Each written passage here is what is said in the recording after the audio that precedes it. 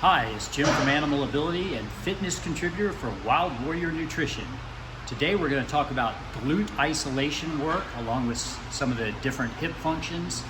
The reason you would do this is because it's very protective for the low back. We do a lot of multi-joint things for the low back, deadlifts and things like that. So we're going to talk about some isolation work because there's many different functions of the glutes. So let's get to it. Okay, first off, we're starting with the basic glute bridge. You pull your toenails to the top of your shoes and you drive with your heels, trying to create a straight line from shoulder to knee joint. Make sure you're squeezing the glutes. You can also do it one leg. It's not a large range of motion, unless you elevate your foot, of course.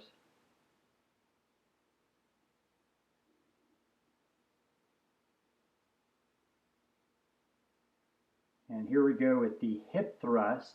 The only difference is you're starting with your back elevated, pulling your toenails towards the top of your shoe, driving with your heels, contracting your glutes.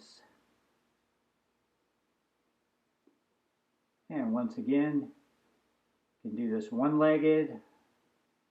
You may want to put your arms out and brace your elbows on the bench for balance purposes. You don't want to be struggling with balance when you're trying to do this. You're wanting to isolate the glute. You can also do the glute bridge banded for resistance. That's if you didn't want to put weight on your lap. Same principles apply, driving the heels. And the same thing with the hip thrust. You can do that banded also, if you don't want to put a plate on your lap.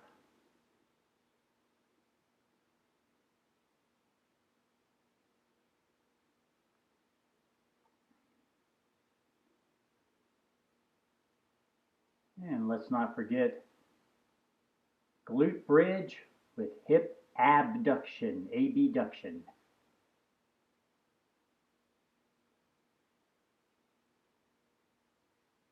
You can also just abduct the whole time and do the glute bridge. Just do an isometric abduction. And here we go with the hip thrust with abduction, hip abduction, abduction.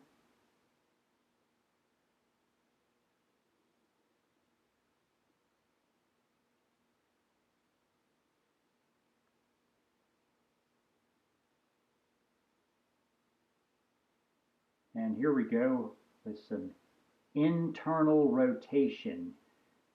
You want to drive your heels out, so you want to feel your heels out, going out, rotating at the hip, pivoting on the knee. And you can also do it seated. You want to think about pulling your heels, not your toes out. I've got a roller that I'm adducting against, adduction. And here we go with a Copenhagen Adduction for the groin. This is bent knee. Not exactly hips, but adjacent, tied in. Good for groin health to help prevent groin pulling. And here we go with a more advanced version where you're elevated a little higher. You can put a pad under your forearm if the floor is too hard.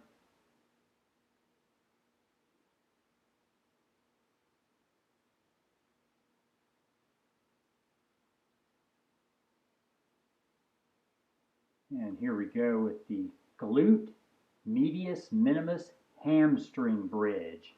Once again, your heels are tilted out. You're driving outwards slightly as you bridge up. Knees are slightly bent. Weights on your lap. Lightly tapping your glutes and then going right back up. And here we go with a belted dumbbell kickback. You want to put this around your toes. You do not want to go under your heel.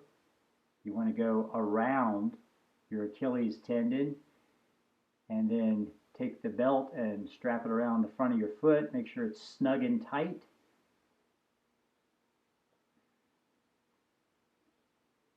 Okay, double check the secureness of it. Okay. Just hold on to a support, bend your knee, and thrust back. Kick back, squeezing the glute. If you're a masochist, you can throw a leg curl in here when you're out, but I'm not, so I'm not gonna.